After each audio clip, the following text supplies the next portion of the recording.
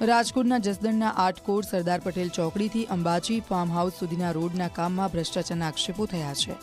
85 લાખના ખર્ચે 1 કિલોમીટર લાંબા સીસી રોડનું નિર્માણ કરવામાં આવી રહ્યું છે, પરંતુ આ કામગીરી પૂરી થાય તે પહેલા જ રોડમાં તિરાડો પડવી, નબળી ગુણવત્તાનું મટીરીયલ વપરાયાના આક્ષેપો કરવામાં આવ્યા છે। સ્થાનિક લોકોનો આરોપ છે કે રોડની બંને બાજુ માટી પુરાવાની જગ્યાએ જૂનો કાટમાળ નાખવામાં આવ્યો છે। લોકોએ નબળી ગુણવત્તાની કામગીરીનો વિરોધ કરી આંદોલનની ચીમકી પણ આપી છે।